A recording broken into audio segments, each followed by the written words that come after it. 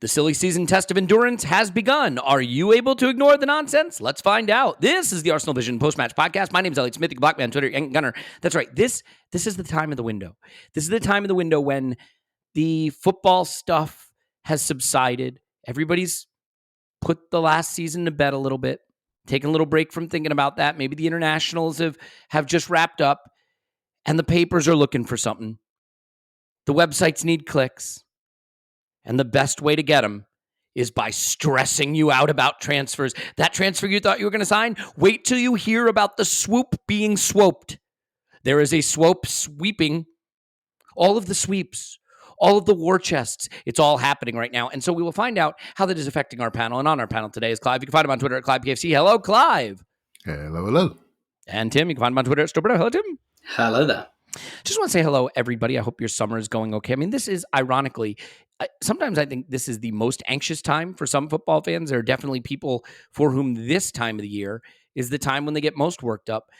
I feel like June is the perfect time to take a breath and breathe it out a little bit, because before you know it, preseason will be back. And once preseason's back, we have to complain about not having the signings in the fold yet. We were supposed to be ready for the start of the season. We're not going to be ready. So the cycle begins anew. This is the time to take a breath. But can you? Well, let's first remember that pointless football was played. And Tim, I have to say, I tried to watch some of these internationals, and maybe more than ever, because there's a Winter World Cup that's going to disrupt my joy, which is club football, and because just of some of the unsavory stuff around that, and because of the grueling season it felt like we just went through. Something about fans being back actually made the season feel more intense, I think. I don't know. But I really found myself thinking, why are we doing this? Why are we doing this? And watching, poor Bukayo Saka having to play more football, and some of these players who have just run their legs off for a season, going out there so that they can make money for the Nations League, so they can make money for FIFA. So, it really felt to me in this round of internationals like a pointless exercise in burning out your key asset, which is the players. So I'm curious if you got anything of joy or fulfillment from this round of internationals. I don't want to be the Grinch who stole football. I just could not connect to it and could not understand why we were playing them. Yeah, 100%. All I've watched was I watched Wales-Ukraine just because that actually felt meaningful. That's literally a playoff to see who gets to the World Cup. That's a good point. Yep. So that was meaningful football. I watched that game. And I felt weird because I kind of wanted Wales to win, but then there's this I don't really have an emotional connection to Ukraine, but obviously with things going on there at the moment, and so it was kind of who do I want to win this? I don't know. But other than that, nothing really. I think I watched the last 10 minutes of England-Germany. I'm with you on this. I understand why all this is happening. It's because of COVID backlogs and all of that. But and look. They're playing for money because those TV contracts and need fulfilling. It is as simple as that. Yep. There is not one person, I'm going to say fairly confidently, there is not one person in the world who would object if these games weren't played. Even the biggest, and I try to be more generous towards international football because lots of people like that. Lots of people, particularly who come from countries who don't have one of the big leagues, they deserve to see the players that they produced. So, for example, just pulling one out the air, Chileans, they deserve to see Arturo Vidal and Alexis Sanchez, and it really means a lot to those players as well.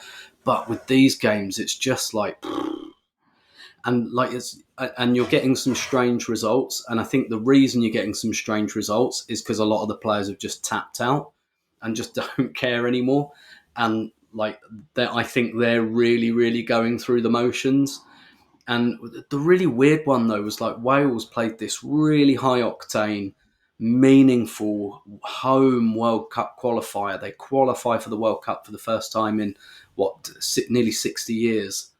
And then, a couple of days later, I looked last night and they were playing in the Nations League again. Yeah, it's ridiculous. It's totally ridiculous. Why? Those players probably very hungover anyway. It's just what? Generally speaking, I think the Nations League has actually been quite a good idea for UEFA countries. It's been, I've not massively invested in it, but it's been a nice little idea. It's better than friendlies. Yeah. And I think also it gives, countries of a similar level the chance to play one another, which I think benefits everyone. And I think you can see that in World Cup qualifying, that some of these lower middle countries are actually doing. I mean, the World Cup's getting bigger anyway, so it is easier to qualify. But you are I think it is pushing up the quality in some of those teams. But just at the moment, it feels, even if we know all the reasons why it's happening, it feels entirely inappropriate with all of the stuff we've gone through, where we didn't have a summer 2020 at all, basically, because of COVID. And then there was the Euros last summer, and then there's Winter World Cup. Like, it feels dodgy. It feels like we're pushing at something here, and the upshot is going to be the football will be less enjoyable. I think this will be a terrible World Cup quality-wise, right? The group stages will be awful. They're getting worse anyway because they're getting bigger, and so you're getting fewer meaningful games. You know, players going a week before the World Cup to join their countries, no preparation games, no time together. A lot of them completely different climate. Like, those group stage games they're going to be bad. There's going to be no excitement, no build up. I think from a Premier League perspective, a lot of fans are going to be like, you've taken the Premier League was getting good and you've taken it away from me for a month. It's going to take people a long time to get into this World Cup. I think it's going to be the worst one quality wise. And I think interest wise, like, the sense I get, because obviously these guys currently running FIFA, as much as they're as bad as the last people, they didn't actually do the Qatar thing. I just get the sense they're like, fuck it, we've just got to plow through this. Like, we've just got to get past this, and then, this is a complete shit show. And yeah, it's just it feels wrong. Basically, it's not just that I'm not interested in the games. To me, it just feels wrong that they're playing football at all.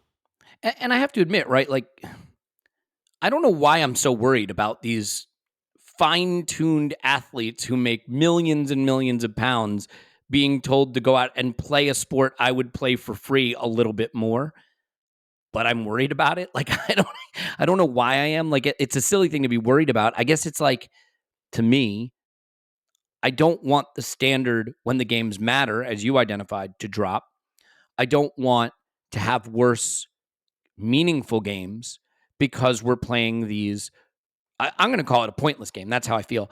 But okay, we've gotten the old man yells at cloud part of it out. The good news is Clive always cares about all the football. He thinks all the football is worthwhile and should always be played, and not played, but studied, absorbed, rewatched. No, the rewatching is Paul. Clive doesn't need a rewatch to absorb and analyze. So I will say to you, Clive, bring the joy back. Tell me why this round, other than the World Cup qualifiers, obviously, tell me why this latest round of sensational Nations League football and global football friendlies captivated you. What we learned from it. Did we learn anything maybe about Arsenal players, about Bukayo Saka being a critical piece of the England team? What stands out for you from this, let's just say it, existentially crucial round of international football? Yeah. So thanks for putting me in that little box there, but I'm going to wiggle out of it. And it's a big box. It's a big box full of the joy of football. Yeah, wiggle out of it. Player welfare. When are we going to discuss it properly? When are we going to have a true global calendar without competing forces against each other? When are we going to have that adult conversation? We're not really, are we? What are we going to do? We're going to stick a Winter World Cup in there. We're going to keep the League Cup going. We're going to raise the Champions League from 32, I think, to 36 group games in a couple of years' time. That's going to be expanded. None of these major European or world tournaments are having less teams in it, right? So it comes to a situation where you say to yourself, you're going to get what you get. And what we're seeing are players jogging around and not jumping out of 50-50s, but not maybe attacking them with the same gusto, shall we say. Do you know what I mean? And quite rightly, you don't need a 6-monther right now when the Winter World Cup's coming up and you're just about to go on holiday. I'll tell you what you do. You jog through the games and you do your warm down and you tick it off, and then you get ready to get out to Benidorm, he says metaphorically, right? So I don't think they'll be going there, right? So, but it's always good things to see. I think with England, for example, it's very interesting watching Southgate scramble, watching Germany outpass us, pop us around with a proper structured build-up, positional play, and England, as always, although they're multi-talented, shall we say, multi-talented, But what we end up doing, we use the England team as a vehicle for certain individuals' careers.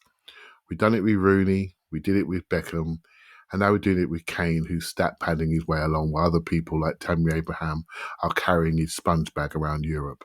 I think it's despicable, needs to change. It's getting a bit pally, and he needs to work out who we need to invest in from a playing point of view. I could go into this. Maybe it's too deep for this podcast, but, but I really want to go into how England play, who they invest in. I like to think of us as the superficial man's podcast. So, I wouldn't want you to go too deep on any topic here. I get frustrated. And by the way, I'm a huge Southgate fan of what he's done, how he's completely transformed the culture of England, how he's completely made England an inclusive team to watch. There are people watching England now of different shapes, colours and sizes would never have done when I was growing up. And that's a lot down to him and what he's done for the team and how he's pushed certain people forward. It's sometimes, much like happened towards the end of Wenger's reign, he got comfortable with certain people around him, and I think he just needs to keep his edge. And also I think he needs to layer himself having a different coach than Steve Holland, who can start to develop a level of progression, ball progression, similar to what Conte's doing, what Arteta's doing, what Klopp's doing, what Pep's doing. We need a coach at that level who understands that type of positional play, because these players are getting it every week. And so you need to have that in the England team, because we looked a little bit out-coached against Germany, for example. So if you're going to do these games, learn something.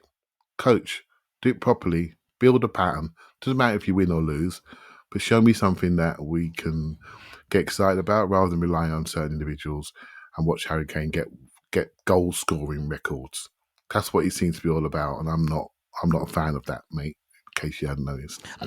It's pretty easy for me to not be a fan of it. One of the things that I think I've been very fortunate about, and I do feel sorry for you guys because I don't know how you do it.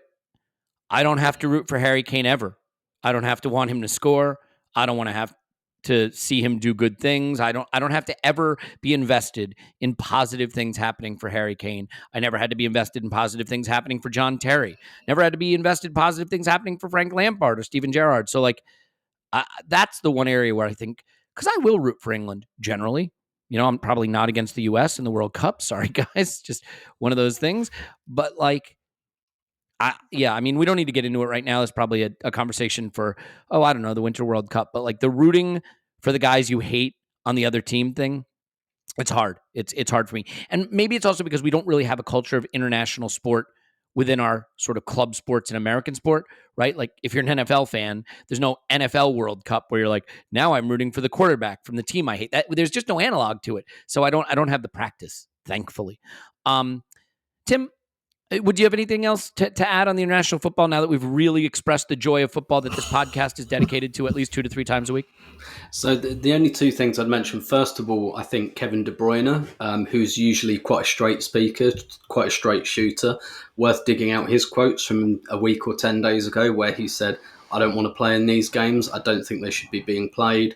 And he was bringing up the player welfare thing, and he was saying, we keep saying it's too much, but no one's listening to us. The other thing as well, it's not, with the Winter World Cup, the Premier League starts on the 6th of August. These guys, Arsenal start pre-season again, in another 2 weeks, right? Our first friendly is the 8th of July. And, Bukayo Saka's still playing, Yeah. Yeah. And it's just it literally doesn't stop anymore. It doesn't, it's 2 weeks at the most. And even then, what will happen is, because I'm using Saka as an example because he's the most pertinent one for it. It's Smith Rowe playing for the fucking under 21s. I'm sorry, I know he's on the cusp of the England squad and all of that. He is miles above that level. He does not belong in the under 21s anymore. He starts for Arsenal, and all he's done in the under 21s is basically just walk. It's playing children, and that's not his level anymore. It is a waste of his time. Not only a waste of his time, but he's had physical problems. The best thing for his welfare is not to be fucking playing children who are playing in the reserves or playing for in the Estonian second division.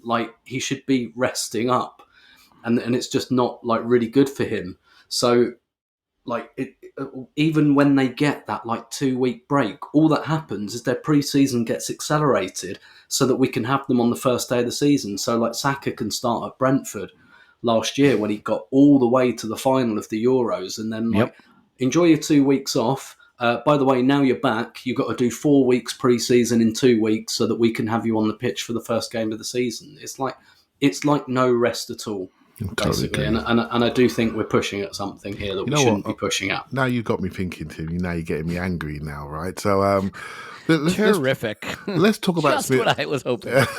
Let's talk about Smith Rowe, for example. Right. So that's a very good point. I hadn't thought of it this way. What he needs right now is actually to be working with a personal trainer, work on the parts of his body that's failing without having to be fit, if you know what I mean by that. Just working on the weak points in his body so that when he comes back to training, he can sustain it and he can sustain 90-minute games. Because let's be honest, his best patch of the season was potentially coming off the bench in January when he was literally playing as almost like a finisher. Do you know what I mean?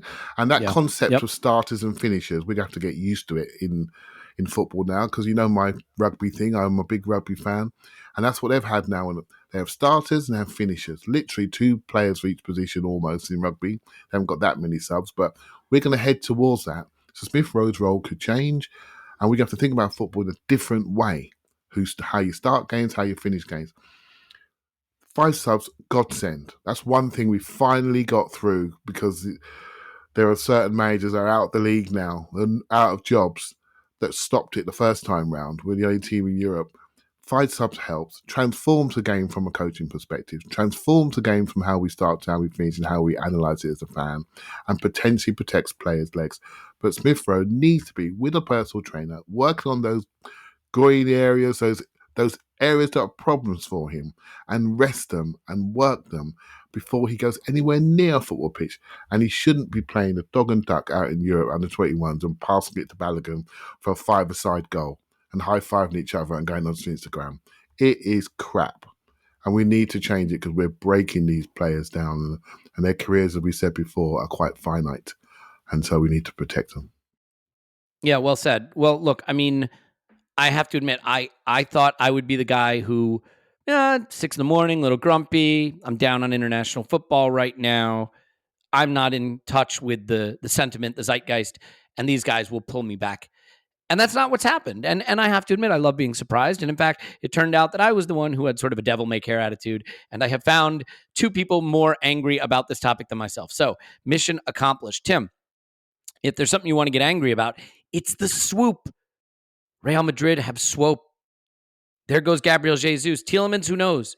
He could be off to some side in South America, or maybe he's going to MLS.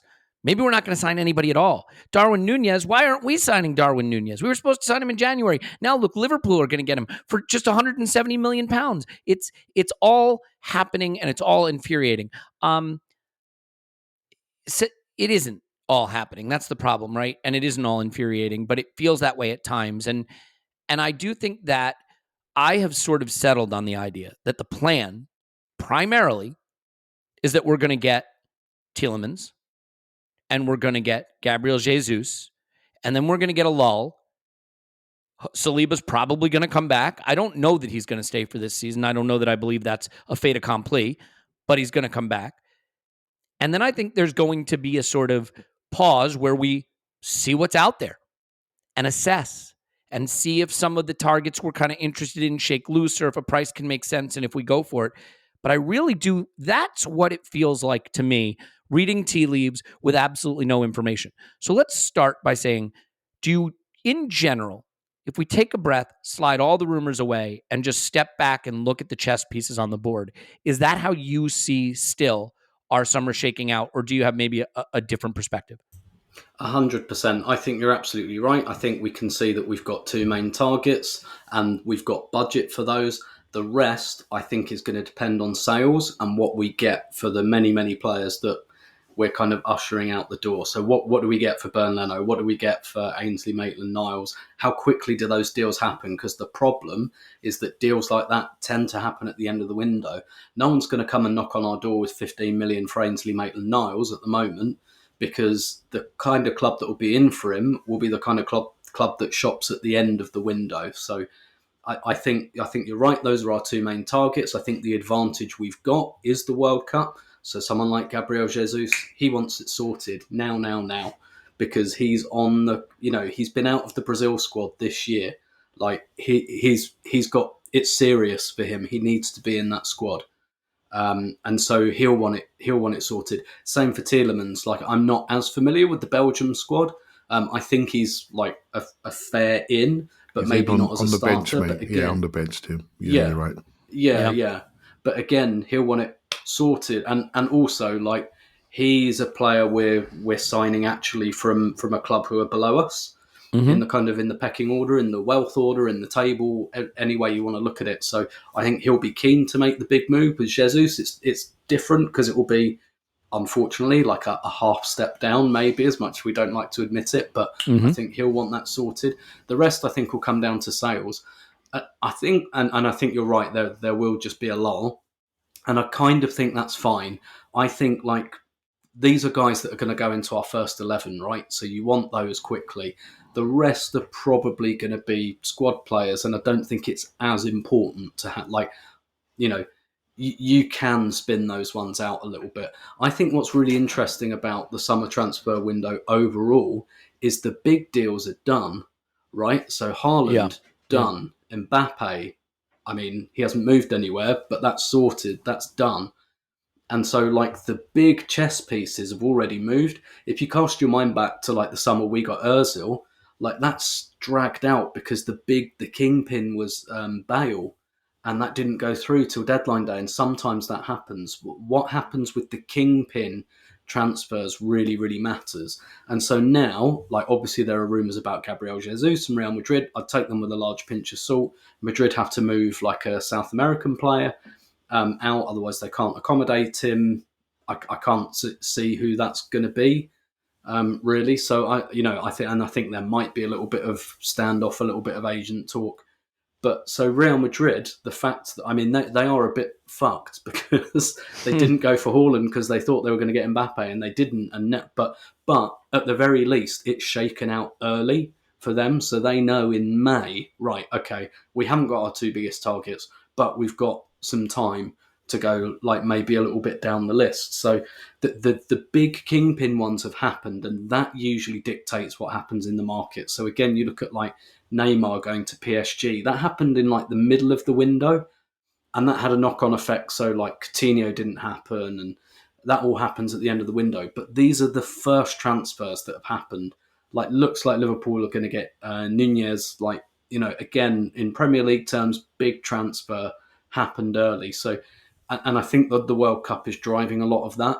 And I think that is very advantageous for us. I do think, and I stand to be proven wrong here, I think the trend is showing that the big transfers will happen early. And that's why I'm relatively optimistic once we get these very meaningful, rich internationals out of the way, that we'll see some deals happen and some stuff done, like in early July. They'll go to the beach, leave it with their agents, come back, sign on the dotted line. Brilliant. That's kind of what I think will happen. And then the more median business, I think, will just happen at the end. And I don't think there's any avoiding that. Clive, you see it any different, or maybe No, another move that we're not similar. contemplating? I said something similar. The World Cup will drive a lot of the angst, shall we say, and something that I know. Yeah. Inside the club, I can remember this even when my son was at an academy. The number one currency within a club, there's probably two actually, the size of your contract and the length, and minutes. Minutes is key. You get judged on minutes. The people that play the most minutes are the ones that are in favour. And I think, again, flipping my brain back to the 5 subs, minutes now and how you measure your time and your value is, maybe we have to flip our mindset to get away from starts. How many minutes are you getting? How many minutes can you offer someone when you're trying to buy them? And I think with Gabriel Jesus, you just seen Lacazette trot off to the south of France with a 3-year contract in his bin. Thank you, my friend. Did a great job. Let's not go there. Tim, don't get me even more angry. All right, so I think so. He's signed his contract. Cheers, thanks. I'm stop. But now if you're sitting there now, you're Gabriel Jesus. You know there's a spot for you. It's you can even have the same shirt number. There you go. It's yours. We can give you minutes. You are a versatile forward. We have plenty of gaps in the forward line. We have children running up and down the outsides. I know you can play there too. And we've got, although they are improving, and we have no centre forward. I don't know if you all saw the wonderful pass maps that came out of the Athletic this week, showing all of our passing styles, and we look quite good. But our centre forward dot was like it was something to behold. Deeper than our central midfield dot. We played with 10 men basically. So how do we need to be giving Arteta a much bigger contract, because he got us to 5th place and we played with 10 men. You know what I mean? That's literally what happened. So I'm just going to cough real quick to point out that we did have other strikers. One that played okay for Barca and one that finished the season strongly that had to take a long time to get his chance. Just pointing it out. You can point out that maybe that other striker was more interested in getting his headband and his hairstyle correct. Well, for a period of time. Who's to say? I'm being a cantankerous today, but the guys that listen to us properly. 6 a.m. for me. What do you got to be cantankerous about? You haven't had lunch yet? What's going on? But yeah, it's you guys all understand, right? We need more impact in that central area, and we can offer it, right? We can offer it. And so if you are these players looking to put the next phase of your career in someone's hands, we have places to fill. And so it feels more comfortable to me if I was them. Yeah. So I'll say this. I mean, firstly, I do think we will get Gabriel Jesus, and I do think we will get Yuri Tielemans. I think those deals will get done. I don't quite see Gabriel Jesus being a Real Madrid target. I don't think there's another Premier League club that's interested, and no one pays the wages we do. Plus, he gets the chance to really be the star signing for Arsenal, play across the entire front three, get to play a bit of striker, going into a World Cup season. I mean, it is the perfect runway for him to go make his case for the Brazil team. And as Tim has pointed out multiple times, Brazil players care about the Brazil team. Now, that's not to say other players don't care about their national teams, but maybe it is a little bit unique. There are names like Zinchenko. Sorry, mate, Elliot. Yep. One thing I did see today was a rumour of Chelsea. And, when you see a rumour, you sort of spin it around and think, it's not going to work. But the Chelsea one is a little bit unknown. They've got a new ownership. Obviously, we're not sure how they're going to behave. We know they've got Lukaku who wants to go back to Italy, which he made quite clear within 20 minutes of arriving back in London. And you got Werner, there's rumours they want to do something with him again. Havertz is a top player. I'm not sure I know how to use him. So if you want to wish yourself into doom and sleepless nights, then that rumour is quite interesting. But I think the work's been done with Jesus. I agree with you. I think he'll end up coming. There's just so many forwards at Chelsea. Again, I think he would walk into a scenario where, he has Champions League football, but what his role is, I mean, maybe they can sell him that his role would be clear. It's not going to be any more clear, any more available than at Arsenal. Tim, before we move off this, a couple other topics on this, but I think one thing that happened last summer is we made so many signings that were not just like starter level, but just, it was a lot of signings, right? It was a lot of signings. It was a lot of signings that needed to be made because I said it multiple times prior to last transfer window. We were a tear down rebuild. We had a couple of academy kids and nothing else really. And we did it. We replaced the keeper. We replaced a center back. We replaced a right back. We replaced, added a midfielder. We added another center back. We added, all of a sudden I can't think of any of the players we signed, which is kind of hilarious now that I think about it. With Sambi, Nuno. Odegaard, right? We had, because I guess he had been loaned and then bought. And I mean, we really started ourselves down that road. And so that sort of teardown rebuild got a bit of a boost last summer, but I think it also fooled people into thinking that's the kind of summer we're going to have every summer. Firstly, you don't need or want to need to have a summer like that every summer, because I don't want us to now buy 5 or 6 more players. First of all, be disruptive and unnecessary. Setting aside like kids or long range punts, a Marquinhos type signing. What we really need is to get real quality in the positions that need it most. And Tielemans and Jesus certainly I think, address that. Now, some people would say another forward would be needed, and I'm inclined to agree. But I can remember a summer when all we signed was Petr Cech, right? I can remember summers where 2 signings of first team quality was a haul. That was it. That's what we got. And I do think that we should reset our expectations to be a little more in line with that. The only thing I would ask is, do you think we might get surprised by a role for a player we didn't otherwise expect? Is there a loanee who could come back and fill a role? Could a Marquinhos play minutes? Could he be a Europa League player right off the bat? Do you think that in addition to the signings we've already covered, and maybe, like we said, there's one more out there. We're going to see how the market shakes out and kind of do our own swooping. Is there a loanee returning or a player like a Marquinhos, someone that might wind up having a role in a position that isn't otherwise filled as well as we might like it to be?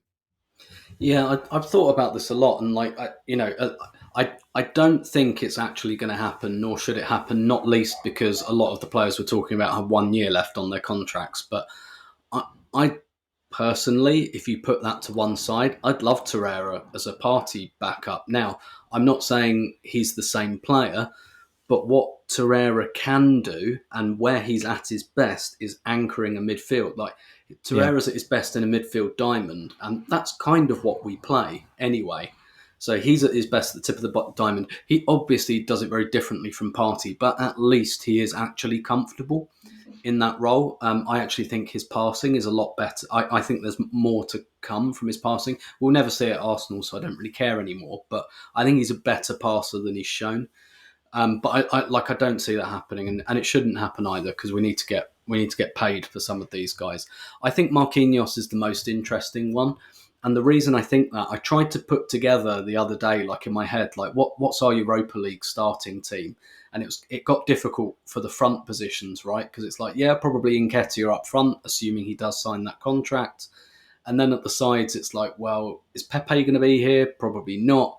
Like that's a slightly, like the number 10 and the wide forwards, like with the wide forwards, you'd kind of think whoever hasn't played the previous Premier League game between Smith Rowe and Martinelli, but maybe we need Smith Rowe in that number 10 role because we don't really have anyone else that plays number 10. So there's a few things. So I think Marquinhos could play and start in the Europa League. I listened to the conversation you guys had the other day about Balogun. I think he should go straight back out on loan. I completely understand the argument that we have Europa League, we have Carabao Cup and all of that. But I think he's into a flow now. Oh, I didn't even do that deliberately. Into a flow Balogun, he's into perhaps? a flow Balogun. He's into a flow and a rhythm of games. And I think he should continue with that. And I think he should go back out on loan, even if it's for the first half of the season. But I don't think we should take that away from him. And in hindsight, we should have sent him out on loan last August. I think we lost half a season with Balogun because he didn't play. Like he's played that Brentford game and then didn't really play after that. And really that loan should have happened like August deadline day, and he should have spent the whole of last season out on loan. So I think we're rectifying something there. But like he should have at least the first half of this season on loan. I think in reality, probably all of next season. Another club like Middlesbrough, top end of the Championship, I think would be ideal because he's a striker. I'd like him to play in a team that attacks.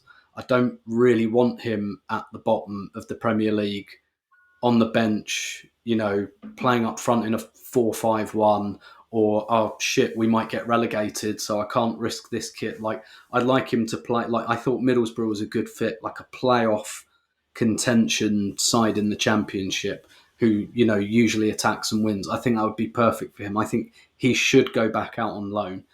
And if Nketiah, for example, is our Europa League striker, that leaves questions on the sides for me because we don't know who we're going to have yet.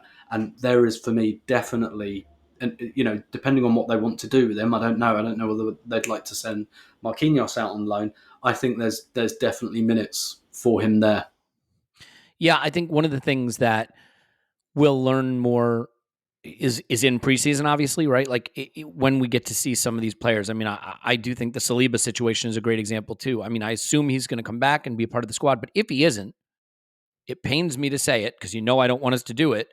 we may have to add a center back. Hooray! Can I, just because I wasn't on any of the pods where you discussed Saliba, I just, like, one thing I quickly said, like, if I was having the conversation with Saliba, because obviously he wants to go to the World Cup and all of that, and he's not going to be first choice, my sell from an Arsenal perspective would be, but your first backup for left centre back, your first backup for right centre back, and if/when Tomiyasu feels his calf again, Ben White's moving across to right back because we don't want Cedric in the team anymore if we can help it, and you'll play then. So I think the sell for Saliba is, okay, you're not strictly first choice, but there's 3 spots there. One of those guys falls down, you're in. It's only left back, which is probably unfortunate because Tierney is probably the most likely to break down. But you say to him, you're getting all the Europa League games, cup games, whatever, and one of those 3 defenders breaks down, needs rotating, you're the one in. That's my sell to Saliba. Back to minutes. Back to minutes again, isn't it? Yep. Minutes is a currency. It's a currency of football, and there are minutes available at Arsenal for him. And so that's why I think we'll be fine. Yeah, I mean, it just boils down to the manager actually wanting him. And Clive, you may want to rattle your mic wire just in case. We like to hear you. Sometimes you're a bit quiet, but with no microphone, you will be so quiet. We're going to talk pricing too, because I want to ask you guys a little something about the market. But one of the ways that you get better is obviously just by adding the most elite talent. That goes without saying. Finding the most elite talent is hard, and sometimes you have to reach out to a third party. You need a partner who can help you find that talent. And I'm just trying to think, just spitballing here. Who could that partner be that might help you find? Oh, I know, Indeed. Because Indeed is a hiring platform where you can attract, interview, and hire all in one place. Instead of spending hours on multiple sites searching for candidates with the right skills, Indeed's a powerful hiring partner that can help you do it all. Find great talent faster through time-saving tools like Instant Match, assessments, and virtual interviews. With Instant Match, over 80% of employers get quality candidates whose resume on Indeed matches the job description the moment they sponsor a job, according to Indeed data. Now, I've been talking about Instant Match a lot, but there's a feature that they kind of told me about a little bit more, got a chance to play around with it, and it is brilliant, and it's virtual interviews. And virtual interviews, I mean, it's not just because of the COVID thing, because I know a lot of people feel like they're moving beyond that, but there is virtual work now, a hybrid model, not going into the office as much. And so I think virtual interviews becomes a way to attract talent from places that may not be as proximate to your home office, but to get the best people wherever they may be. And with virtual interviews, Indeed saves you time. You can message, schedule, interview top talent seamlessly all in one place. Indeed makes it easy to connect with your applicants. No need to install anything extra. Indeed's virtual interviews work right from your browser. Saves you headaches. Interview virtually with no downloads, plugins, or purchases. You get all one place with Indeed. With Indeed's reliability assessment, you can even predict the timeline of what it'd be like to work with that candidate. So it's time. Sign up for Indeed now and get a $75 credit towards your first sponsored job. Plus, earn $500 extra in sponsored job credits with Indeed's virtual interviews. Visit Indeed.com/Blue Wire to learn more. Claim your credits at Indeed.com/Blue Wire. Indeed.com/Blue Wire. Terms and conditions apply. You need to hire. You need Indeed, Clive? Is that it? Indeed. Nailed it. All right. Look, Clive. Price. You can't just buy a player unless you consider the price, unless you're Manchester City. Now, there is always someone who's going to be like, not my money, don't care. And I get it. And if you don't want to care, I've said this so many times, you don't have to care. You just don't have to care. You can be like, I want the best players. Buy me the best players. I want to root for the best players. And by the way, I totally get that. The reason we care is because we believe, rightly or wrongly, that there's a budget, that we have to stay within it, that we're only willing to pay a certain amount of wages and a certain amount of transfer fees. And so we have to build the best club we can doing that. The best squad, I should say, that we can. We have the best club already. Liverpool gets held up as the exemplar because of what they've achieved. By and large, it's not that they didn't spend. They clearly spent, but there was some smart selling and there was some clever buying. And I kind of want to poke at this a little bit because I've been thinking about, when I look at Sadio Mane and Mohamed Salah and Luis Diaz and Diogo Jota and Robert Firmino, a lot of 30 to 40 million pound players entering prime. That's the pool where they wanted to play, especially with attackers. And I look at Gabriel Jesus, And maybe he's topping out a little higher than that, although inflation happens. But, a similar kind of model maybe developing for us there. There is a decoupling.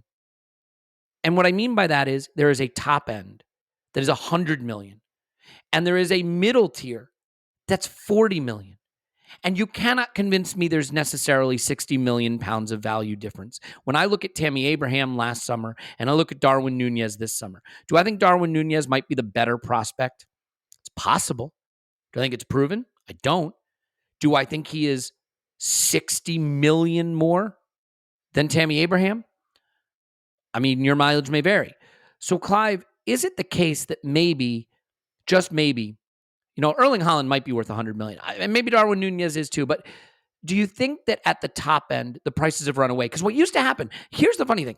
It used to be you either bought the established 27-year-old who was in his prime, proven star, cover of the FIFA video game, and you bought him for 100 million, or you bought the young guy for 25 million, and he became the 100 million pound player. That was the Dortmund model. But now, guys like Tchouaméni, with one good season, are 100 million. He went for 100 million to Real Madrid. Guys like Nunez, one breakout season, 100 million. And that to me makes a lot less sense. You spend 100 million when you are convinced that what you're buying is a proven 100 million pound asset. And the point of buying young players was that they could appreciate in value. These guys can't appreciate in value. So do you think at the top end, the market has maybe run away from itself a little bit? Because I don't see how Tchouaméni and Darwin Nunez, as amazing as they may be, are values at these prices or make sense at these prices yet. Have they done enough? Not yet, but you look at it one of two ways, right? You look at, say, Nunez, right? And the energetic, dashing, running player, quite quick.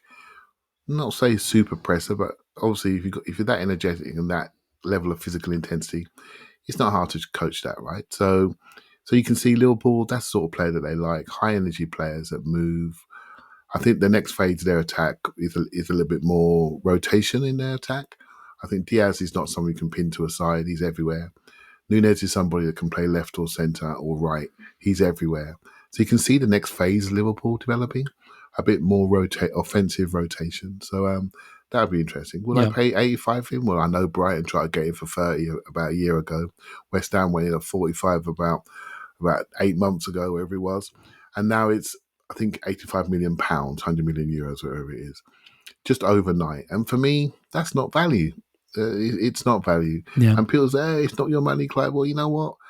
When they come in at 72 million into our club or 50 million pound Ben White, the same people say it's not our money. The same people say, well, he's not doing it for 50 million or 72 million. And so we critique them based on their cost, right? So for me, you have said before, how you walk into a room is very important. But it doesn't mean you should be going out there and buying rubbish. So we're back to where we started, aren't we? We're back to the Gabriel Jesus and Tielemans, proven Premier League players, 24, 25, something to prove next phase of their career, got good motivations. We know what their floor is, and potentially there's much more of a ceiling there. Gabriel Jesus is not overplayed. He's got every motivation to do something for Arsenal Football Club, for himself and his international career. So I like that signing.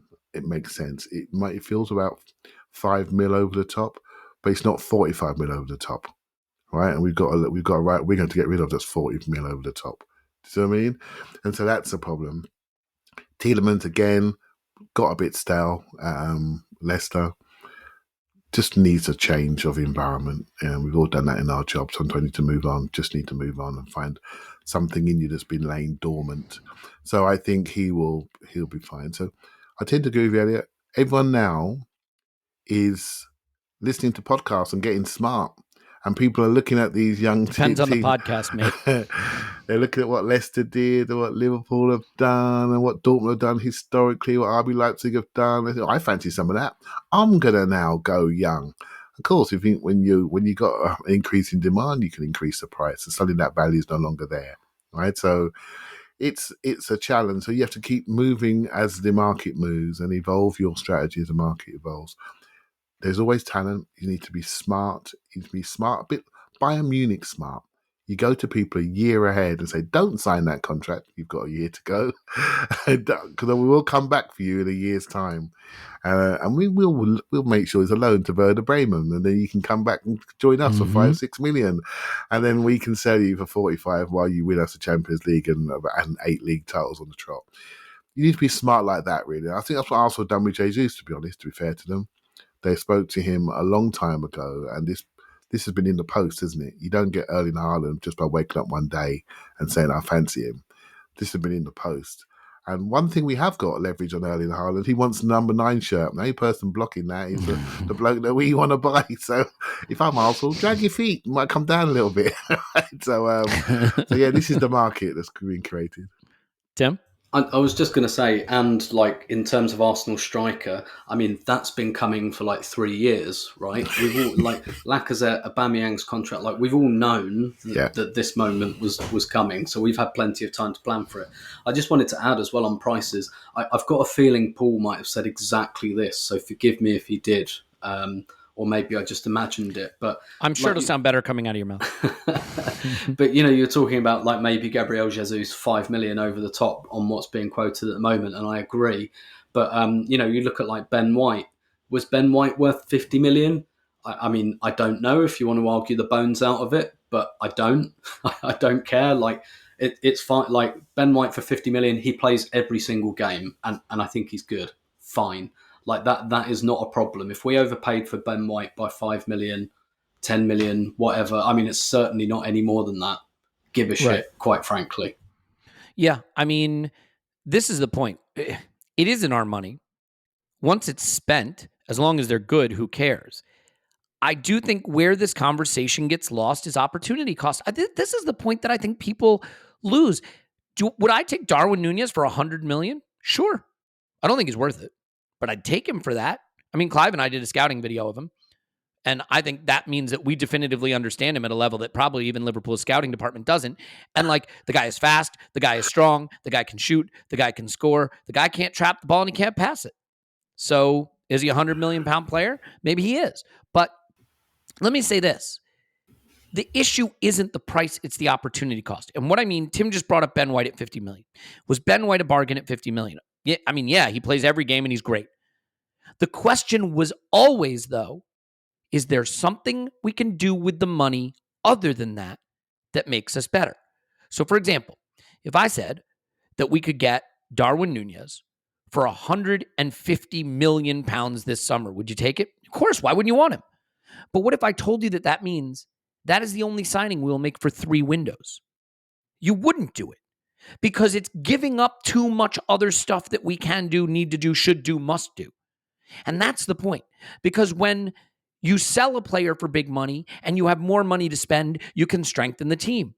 When you spend 72 million on Nicola Pepe, where do you wind up? You wind up in 2 seasons of purgatory. Because your squad is not good enough. Because you didn't spend the money efficiently and you wind up needing a full teardown rebuild after finishing 8th in consecutive seasons. That's the problem.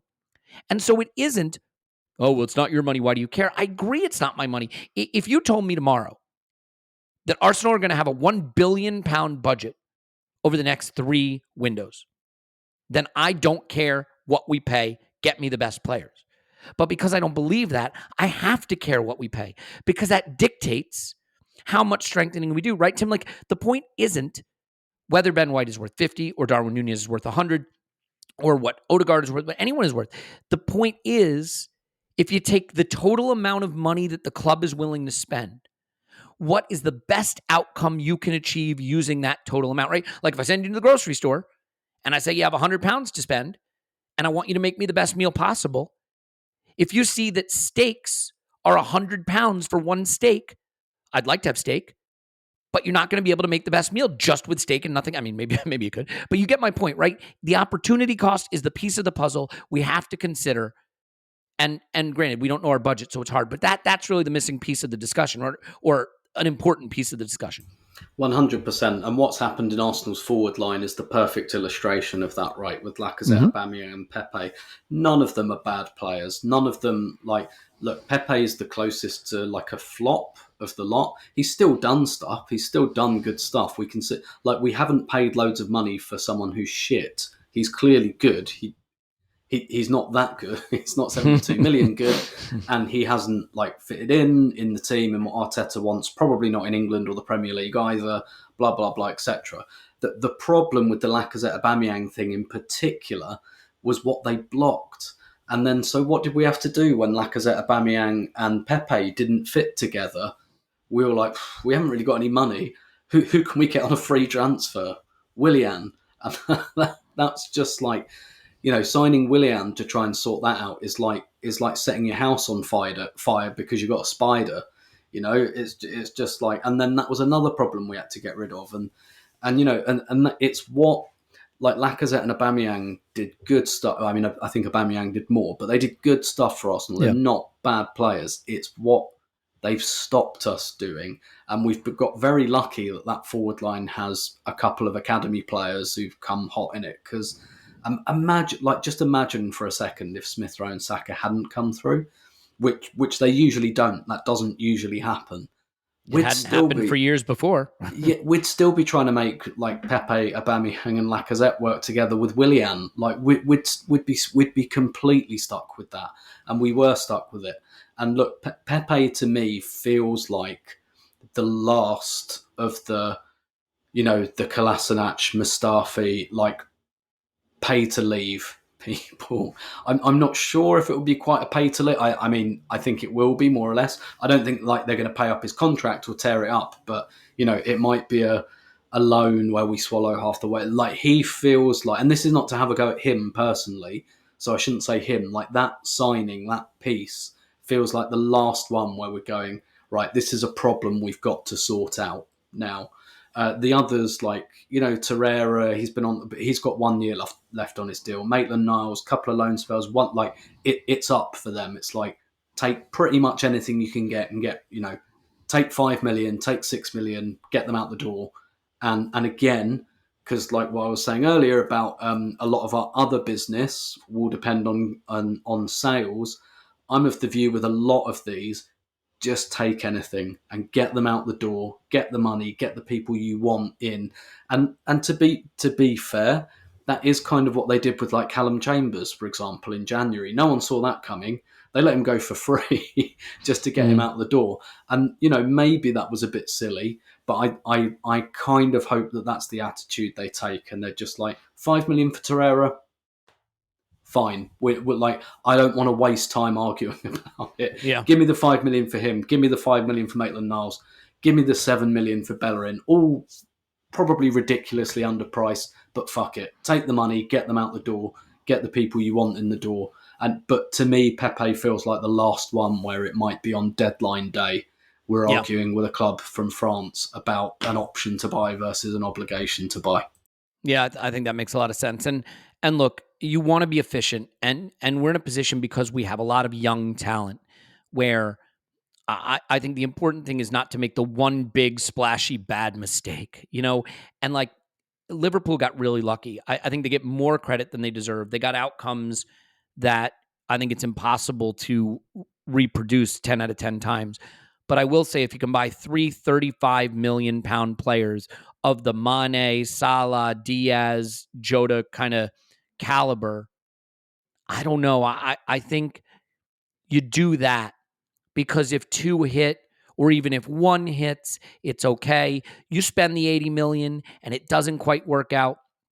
I think that puts you in a really bad position. You can't move the player. You're committed to the player. You now don't have the solution in that position. So I do like the versatility approach, the efficiency approach, I guess would be the way to put it. And Tim, as you pointed out, the party situation had to work. It has worked, injuries notwithstanding. And that's been a benefit. Let's finish on 2 quick topics. One for you, Clive, and one for you, Tim. Clive, the academy has done some great things for us, but I think it has been a problem for fans, because now we're like, oh, cool. All the academy players come in and become stars. And we build our whole team from academy players, and they're all Bukayo Saka, and they're all Emil Smith-Rowe, and it's going to be brilliant. And like, sure, who was the last player of that caliber our academy produced? Ashley Cole? I mean, even Jack Wilshere didn't really make it for us. Cesc wasn't an academy player. Like, we really haven't had one. So I do think it can be dangerous to look into the academy, take whatever bright young player is in there, and just in your mind start penciling them into the future of a position. Brooke Norton-Cuffy, Amari Hutchinson, these are names that I think come up a lot. Would those be the two you might be looking at that could get a Europa League debut, that could get League Cup minutes, that could? So is there a surprise emergence out of the academy next season, or do you think we need to pump the brakes on expectations? Let's just talk. Well, this is why I love this time of year, not just because of transfer rumours, but I am basically... I'm ever present at the Emirates Cup. I love a pre-season game. I don't think I've missed one since they came along. Tim doesn't even want them to be televised or attended. He thinks it's a disaster for everyone. So basically, I love a pre-season friendly because for the young players, it's really important, and you get a chance to see them alongside men and see how they look. So it's 4 players to talk about, right? So let's go through them quickly. You got Chai Patino, super talented, smooth player who sees it well. The ball flows through him. Lovely pictures, long, short passes, can step the first man. Just needs to grow up, right? Just needs to grow up and get more physical. He's going to be wonderful. Not sure what he's going to be, but everything in his talent's not an issue. Physicality and just time to grow is all that's all it needs to. The only thing that's holding him up. You've got Brooke Norton-Cuffy. Well, physicality is not an issue for him because he has all of the man muscles in place. He's a beast. He's away at Lincoln, stormed it, League One. Interesting to see what we do. Now, pre-season is very important for him because when he puts on his training kit and stands next to Cedric, if you're there in the rondos, you're looking at him thinking, maybe let's see how he goes, shall we? Pre-season could be interesting. If he does well, then he stays. He doesn't go out on loan. If there's some rough bits there, then loan him again. And then say to Cedric in his ear, find an agent, mate, that can get you out of here, get you to Porto for 3 million because this kid's coming and we don't want to block his path, right? So that's another one.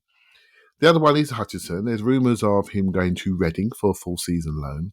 Interesting in that Hutchinson one because he's similar in profile to Marquinhos. So what do they see there? What's the plan there? I'm not too sure. So Reading for a season could be good. Needs to play. He's storming through under 23s. He's shooting when he likes.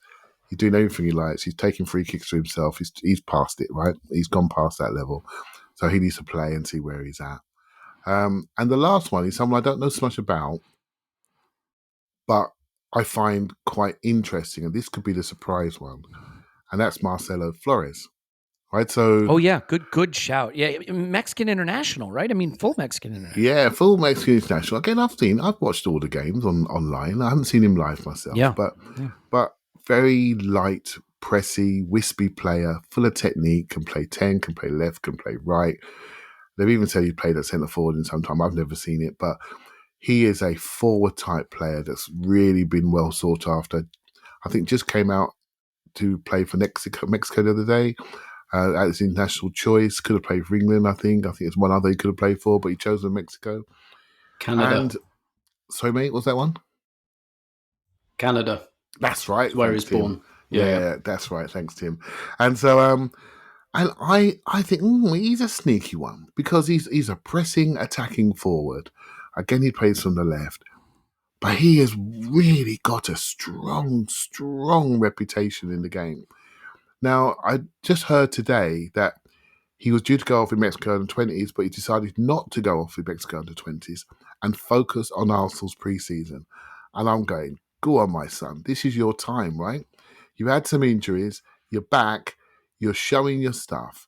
Come back. All those blokes who have gone to Mykonos, all those men, you come back, you stay fit, and you do all the training runs, you whip everybody and come in there and see if you can do it in pre-season. So he'll be somebody I'll be watching very closely to see, to go back to Tim's, really good shout.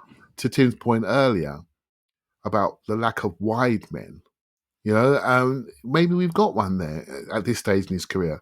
So he's one that could just blow our minds potentially. And again, I'm just saying this not from a super depth of knowledge, just from watching the same games on YouTube and the same games on the website that we can all watch. And he's a very interesting player. Played a game against Chelsea, whacked them.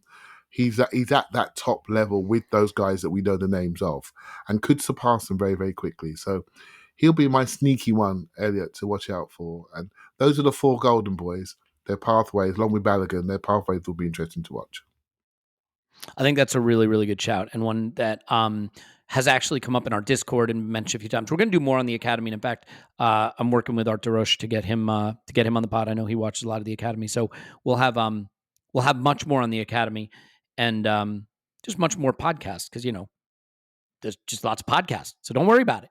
I should mention actually that Scott sat down with Adam Ray Bogey, to do a transfer analytics video and pod. That'll be out tomorrow. And so that's very exciting. And we had a pod that we just did. Clive, I feel like I'm losing my mind. What did we do on Tuesday? We did a scouting video for Saliba. That's it. Yeah. And we talked about Saka's contract situation. So over on the Patreon side, lots of fun stuff happening. But of course, we're just happy to have you here as well. So, just be where you want to be. We'll be where we want to be, and we'll all be hopefully together in one of the places. Tim, final question. Brazil. We're partnering with Brazil. Sao Paulo, to be exact. This is hopefully not a special partnership in the vein of Real Madrid and Tottenham Hotspur, but more in the vein of us and France from the Arsene Wenger days. How do you feel about this decision? I presume guided by Edu's knowledge of the region to try to find value in a market that maybe the Y scouts of the world, the dashboard, keyboard scouts like ourselves, or the video scouting departments now that have replaced all the real actual human scouts. Maybe they're not in these areas. Maybe there are hidden gems still out there, and this may be a place to find them. What do you think of this partnership that we're sort of just beginning to learn about? Yeah, sure. Just on the Academy, I'd add. Oh, sorry. Quickly. Yes, I apologize. Yeah, really quickly. The thing I'm excited about is who do we produce to sell, right? Because you look at the big money that we've made over the last few years: Iwobi, Martinez, Oxlade-Chamberlain, and there's one more I'm missing, Willock. Right? Not all Academy kids, but guys we had from teenage. Right? That's where we've made money in the market, and so with the Europa League back, maybe one of these guys comes in. Maybe Balogun, maybe he's the one who just goes, yeah, not quite going to make it at Arsenal, but we'll get 30 million for you. On the Sao Paulo link up, I really like this. Hang on. Clive has to make one quick line. I think, sure. I don't know. I think it's a one-liner, hopefully. Yep. Well, I just got, we have very studious listeners, don't we? And we don't mention the fact that our under-23s manager, Kevin Betsy, has gone to Crawley Town and taken our under-18s manager with him. That leaves us with a little bit of a gap, shall we say? And when you're young, these people matter to you in your careers. There's a little bit of more of emotional connection and how they develop you in this level of trust. That's a challenge for the club. Unless we're going to do a link with Crawley Town, which links very smoothly to Sao Paulo, shall we say? Good point. All right, and that was a worthwhile cut in, Clive, absolutely, because you've saved us all from having the reply, guys. So thank you for that. All right, Tim. Yeah, sure. So first of all, it's a market Edu knows. Why the hell would you not use that? Why the hell would you not use the expertise that you have within your club? But also they're looking apparently at doing one with Feyenoord as well. So this looks dangerously to me like a coherent strategy where we're trying to partner with some of these, like middle tier, I guess, clubs in the wealth respect. So yeah, why the hell not? Like partner with some of these, and if you get one player, it's all worthwhile. Yeah, well said. And I hope we get more than one player, many players of the, shall we say, Gabriel Martinelli variety. I, for one, would be very, very happy with that. So let's leave it there. There's always going to be more to do, but I feel like we have made a podcast out of a period that maybe isn't the most fecund when it comes to rumors and information and news. Fecund is a fun word to say. Feels like you're saying something naughty, but actually fecund is not a naughty word. So that's one that you can try out with your friends at home. Tim's on Twitter, so Roberto, thanks, Tim. My pleasure as always. Clive's on Twitter, Clive PFC. Thanks, Clive. Thank you very much. My name's Elliot Smith. You can block me on Twitter, Yankee Gunner. Please, please, please do that because I spit nothing but nonsense over there. I do love you. I do appreciate you being here, as do we all. Paul will be back on a future pod. Scott driving the ship for the Patreon pod tomorrow, so don't miss that. We love you, and we'll talk to you after Arsenal 10 transfer window new.